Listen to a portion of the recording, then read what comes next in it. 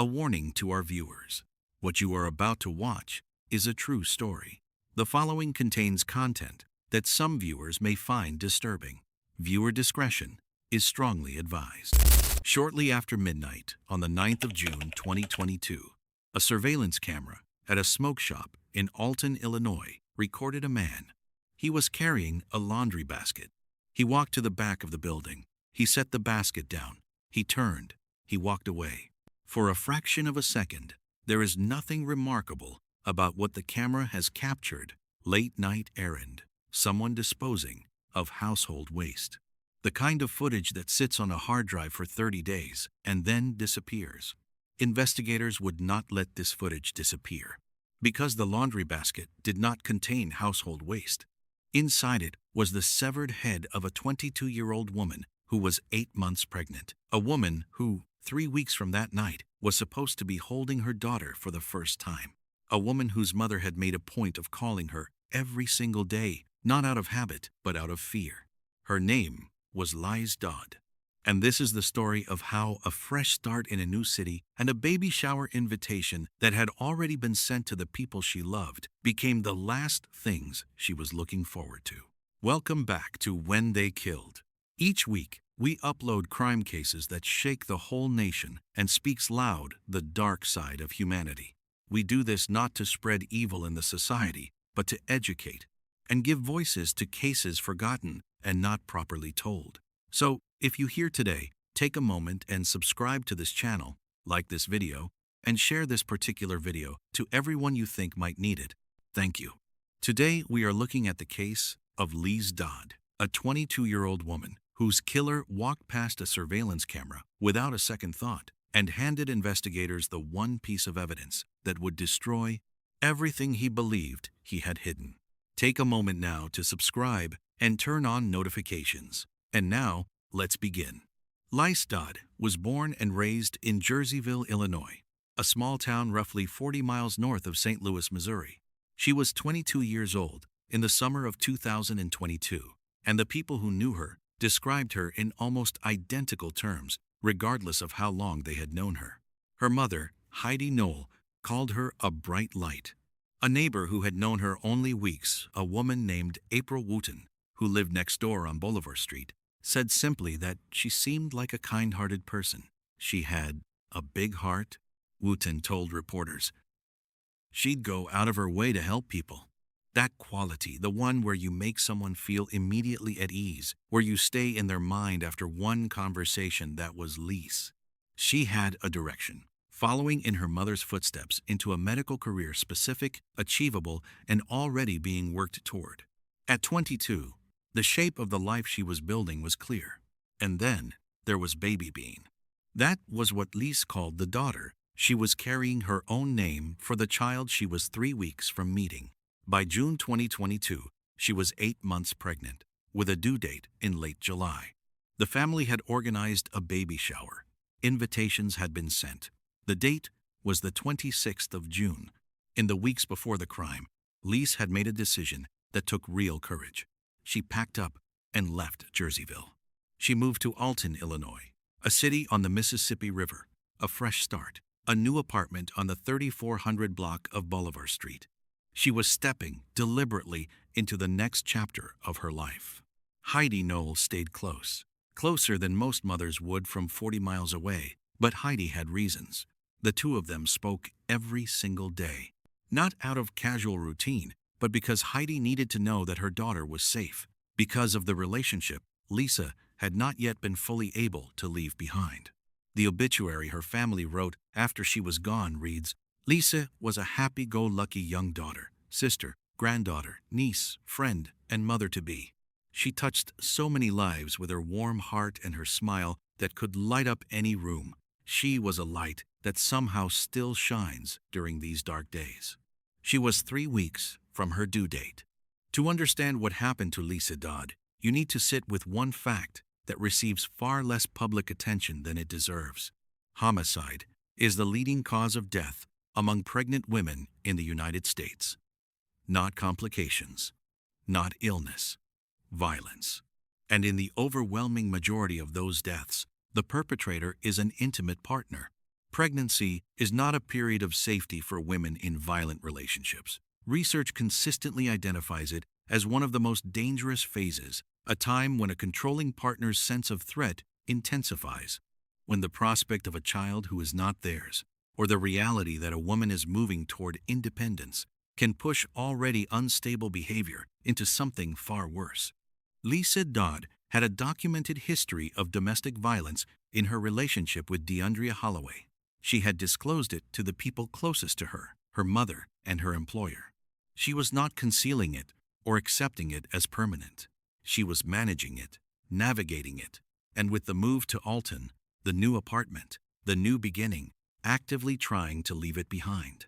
What the research also tells us is that the period of leaving is among the most dangerous of all, and Liese, by the summer of 2022, was in the process of leaving. Deundrea Holloway was 22 years old in June 2022. He had grown up in the area and was living intermittently at his mother's home in Litchfield, Illinois, roughly 30 miles from Alton. His stepdad, Christopher Hawk, spoke to reporters in the days after the crime.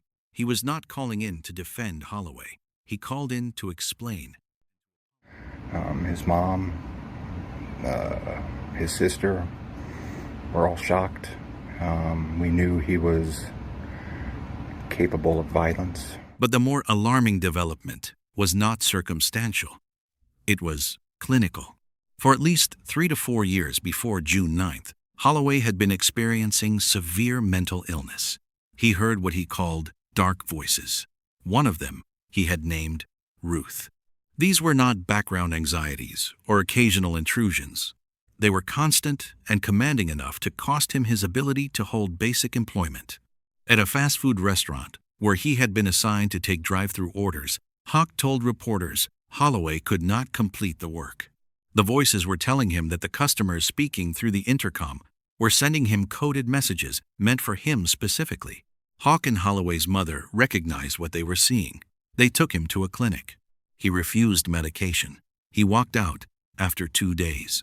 "I thought he could get violent," Hawk said. "I never imagined he would take it as far as law enforcement alleged."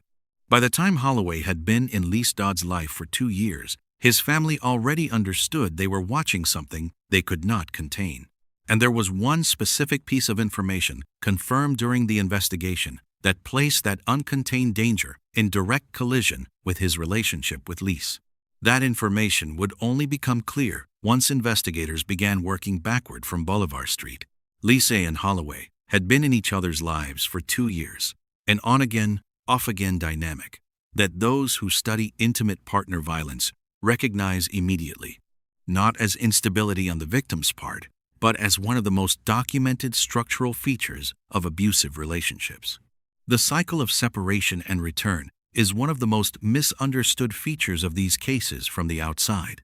From the inside, each return carries a version of hope that something has changed, that the promises made during the separation are real this time. Each departure, followed by a return, deepens the psychological hold of the relationship, regardless of the victim's clarity about what is happening. Liese was clear. She had told her mother. She had told her employer. The violence was documented in the sense that mattered most. It was known by the people closest to her, spoken about openly, not minimized or excused. Heidi Knoll did not stand at a distance from this. She engaged with it directly. She had conversations with Holloway himself, face to face, about how he was treating her daughter. She had looked at him and spoken plainly. She had, by the time of the crime, formed the kind of understanding of him that only comes from direct and repeated contact. She knew him. She knew what he was capable of, and she had extracted from him, at some point before the move to Alton, a specific promise that he would not come back the next time he left. She would repeat those exact words to him in open court 3 years later. The move to Alton was, by any reading, an attempt to build physical and psychological separation, a new city, a different apartment, a life that did not include him at its center. What Liese could not know, what would only come to light in the investigation, was the one detail that changed the shape of everything Holloway was feeling in the summer of 2022. Baby Bean was not Deundrea Holloway's child. Liese's family confirmed this. It was not ambiguous. The daughter she was 8 months from delivering the child she had already named, whose baby shower invitations were already in the mail, was not his. Whatever complex emotional architecture existed inside Holloway by the summer of 2022, the untreated psychosis, the voices he had given names to, the 2-year cycle of a relationship he could not fully release and would not allow her to, this was the piece of information that existed inside all of it. Investigators would point to this as central to understanding the motive, not as speculation introduced after the fact, but as a documented finding of the investigation.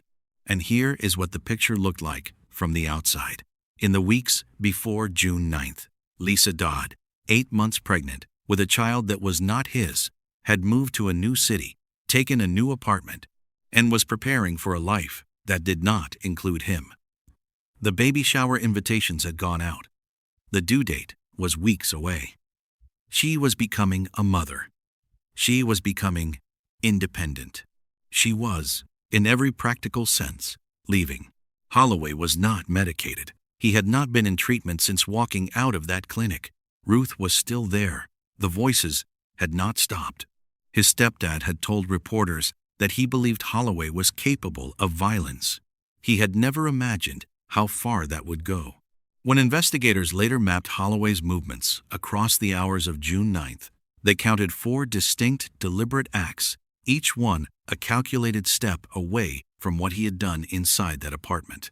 The 8th of June, 2022. Liese Dodd was in her apartment on Bolivar Street. Her due date was 3 weeks away. The invitations for June 26th had already been sent. She had spoken to her mother that day, one of the daily calls that had become the structure of Heidi's routine since Liese moved to Alton. The call that told Heidi everything was okay. Liese had no idea that Deundrea Holloway was coming. It was the last evening she would spend in the apartment she had moved to for a fresh start. The 9th of June, 2022. Deundrea Holloway arrives at Liese Dodd's apartment on the 3400 block of Bolivar Street, Alton, Illinois. Inside that apartment, 2 lives end.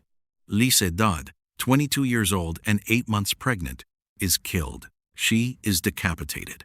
The medical and forensic record of what occurs in that apartment is the documentation that Heidi Noel's eyes will complete when she arrives at the door her daughter does not answer. What the pathology report will later confirm is the fact that Alton Police Chief Marcos Pulido places before the public in a video statement released 4 days after the crime. He holds a photograph of Liese as he speaks. He does not reach for careful language. "Every murder is absolutely terrible," he says. "I will never take that away. But what happened to 22-year-old Liese Dodd is beyond reprehensible. It is abominable. It is completely terrible what happened to her." To 22-year-old Liese Dodd, who had just moved. Child she has already named. The reason for the June 26th shower invitation does not survive. Holloway does not call emergency services. He does not stay. The first of his 4 deliberate acts begins the moment he leaves the apartment. He has something to carry. He has places to be. And he has no idea that a surveillance camera mounted at the rear of a smoke shop in Alton has already been running for hours and will continue to run for the precise window of time in which he appears in front of its lens. Shortly after midnight, a surveillance camera at a smoke shop records a man approaching the rear of the building. He is carrying a laundry basket. He sets it down. He does not look around. He walks back the way he came. That is Act 1. Holloway then drives from Alton to Litchfield, roughly 30 miles. He goes to his mother's home. Act 2, he cuts his hair. Act 3, he discards the clothes he is wearing. 4 deliberate acts counted across the hours of June 9th. The laundry basket at the smoke shop, the drive to Litchfield, the haircut, the discarded clothing. Each one a step further from accountability. Each one planned in real time by a man who understood that what he had done was going to be investigated. This is not the behavior of someone overwhelmed by what they have done. This is the behavior of someone trying to survive what they have done. What Holloway has not accounted for is the camera. He walked past it without a second thought. He set the basket down in its frame. He turned and left. And the hard drive that captured every second of that moment is sitting at the smoke shop waiting for investigators who do not yet know it exists. Heidi Knoll stops hearing from her daughter. This is not a minor concern. Heidi and Liese spoke every day, a routine born not from habit, but from necessity, from the specific knowledge Heidi carried about what the relationship with Holloway had been. A day of silence is unusual. A second day becomes alarming. Heidi goes to the apartment on Bolivar Street. She finds her daughter. Alton Police Department responds to the scene at approximately 12:59 inches the afternoon on June 9th. Liese's body is inside the apartment. Her head is located in an outdoor garbage bin nearby. Neighbor April Wooten witnesses Heidi emerging from the building. All of this was filled with cops. Wooten tells reporters later, "Her mom looked so broken. She turned around, she looked at us, and she said, 'He killed her.'" Heidi Noel already knows who has done this. She names him before the investigation formally does. Investigators begin with what they have: a crime scene on Bolivar Street, a victim with a documented 2-year history with a named individual, and a community in shock. Police Chief Pulido will later describe the scene to reporters using language stripped of any professional distance. In 27 years of law enforcement, he does not say this, but it is implicit: you do not call a crime abominable unless it has earned the word. The Alton Police Department has what it needs to begin. What it does not yet have is the piece of evidence that will remove all doubt and place Holloway not just at the scene, but at the active, deliberate disposal of the evidence of his crime. That evidence is on a hard drive at a smoke shop. The investigators are about to go looking for it. The surveillance footage from the smoke shop is pulled. The timestamp places the recording at shortly after midnight, on June 9th, hours before Heidi Noel arrives at the apartment, hours before Alton police are called to Bolivar Street. On the footage, a man approaches the rear of the building. He is carrying a laundry basket. He sets it down. He leaves. His face is captured. His build is captured. His movements across the frame are captured. Investigators cross-reference the footage with what they already know about Liese Dodd's 2-year relationship with Deundrea Holloway. The identification is made. And now, the very first image in this video: a man, a laundry basket, a smoke shop. The moment that looked, to anyone watching it in real time, like nothing. Investigators now know exactly whose hands were carrying that basket and exactly what was inside it. On the same afternoon that Heidi Knoll finds her daughter, the 9th of June 2022, police in Gillespie, Illinois, respond to a report of a stolen bicycle. The man they apprehend refuses to identify himself. He becomes aggressive. He has to be physically restrained. Officers charge him with theft, resisting arrest, and obstructing identification. He is transported to Macoupin County Jail, while Deundrea Holloway sits in a cell in Gillespie, calculating what he believes he has successfully hidden. Investigators in Alton are already working backward from the surveillance footage at the smoke shop. They identify the man in the frame. They run the connection to Liese Dodd's case. They find Deundrea Holloway already in custody, already charged with something unrelated, sitting 12 miles from Bolivar Street. The Gillespie Police Department is notified. The murder charges attached to the man who refused to give his name. On the 13th of June 2022, 4 days after the crime, Holloway is formally charged by the Madison County State's Attorney's Office. 2 counts of first-degree murder, 2 counts of intentional homicide of an unborn child, dismembering a human body, concealment of homicidal death, motor vehicle offenses. His bond is set at $2 million. Alton Police Chief Marcos Pulido makes a statement to the public. He holds a photograph of Liese as he speaks. 1. Every murder is absolutely terrible. He says, "I will never take that away. But what happened to 22-year-old Liese Dodd is beyond reprehensible. It is abominable. He calls Holloway a savage monster. The man who walked past a surveillance camera without a second thought is in a jail cell. The footage that destroyed him is now in the hands of investigators who will spend the next 2 years building the case that Liese's mother had already made the moment she walked out of that apartment and named him. The legal path from the 9th of June, 2022 to a verdict is not a straight line. In July 2022, a month after the charges, Holloway's defense files a psychological evaluation from Dr. Cuneo, a report concluding that Holloway is unfit to stand trial. The state of Illinois does not stipulate to that finding.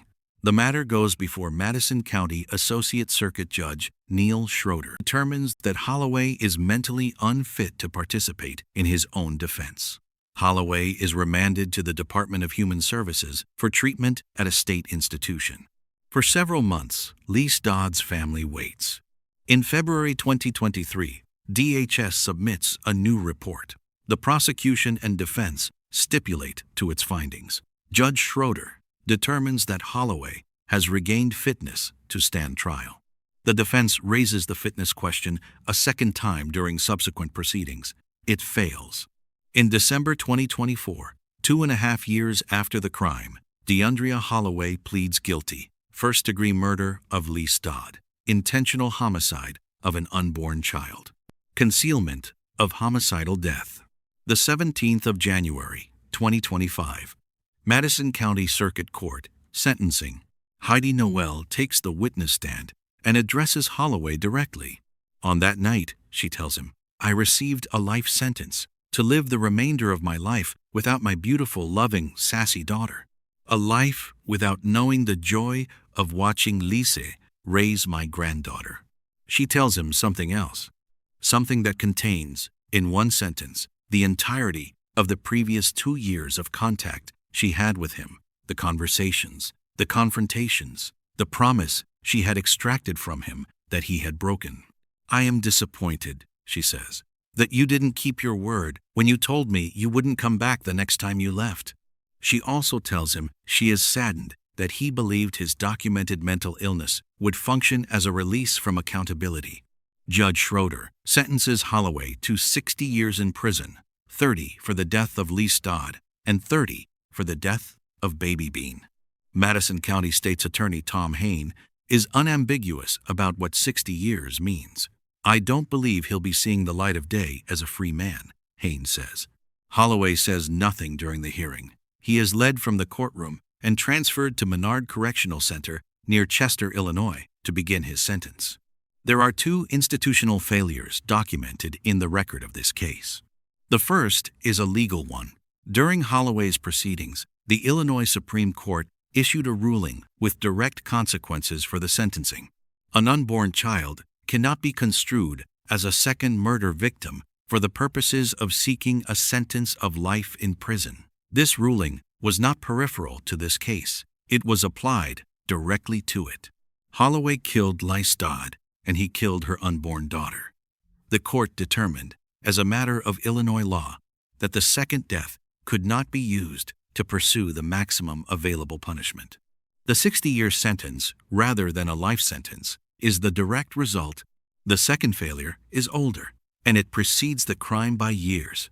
For at least 3 to 4 years before the 9th of June 2022, Deundrea Holloway's family understood that he was severely mentally ill. His stepdad, Christopher Hawk, described voices constant enough to cost Holloway his ability to hold basic employment. Hawk and Holloway's mother took him to a clinic. He refused medication. He walked out after 2 days. And that was the end of the intervention. No mechanism existed to compel ongoing treatment. No agency monitored a man whose own family believed he was capable of violence. He remained unmedicated and unsupervised without any professional oversight, any mandatory follow-up, any system aware of what his family was watching develop until the night he went to Bolivar Street. The failure is not that no one saw it coming. The failure is that the people who saw it coming had nowhere to take what they knew. After the GoFundMe that Liese's family created covered her funeral expenses, Heidi Noel directed what remained with deliberate purpose. $5,000 went to the Oasis Women's Center in Alton, an organization that provides direct support to survivors of domestic violence. $2,000 went to the Riverbend Humane Society. And the family made a public commitment. Every dollar donated through the close of Holloway's trial would go to local domestic violence shelters, in memory of Liese and in memory of Baby Bean. In the documentary covering this case, Heidi Noel closes with a direct message. She urges anyone in a situation like Liese's to seek help, to build a safety plan, to leave, and to know that leaving is survivable. Liese Dodd wanted to become a medical professional. She wanted to raise her daughter. She wanted the fresh start she had moved to Alton to begin. The invitations for June 26th had already been sent. They were invitations to celebrate a life beginning. The people who received them came on the 26th of June, 2022, anyway, and instead of a baby shower, they held a celebration of life. The date was the same. The room and the people who loved her were the same. Only Liese was missing. Remember Liese Dodd, not for the way she died, but for who she was when the world was still hers. A bright light, a mother before she ever had the chance to hold her child. Someone whose number you would have saved after one conversation. If her story moved you, if you believe it deserves to be told and not forgotten, subscribe to When They Killed and share this video, not for views, for Liese. Because the best thing we can do for someone who was silenced is to make sure the world keeps hearing her name.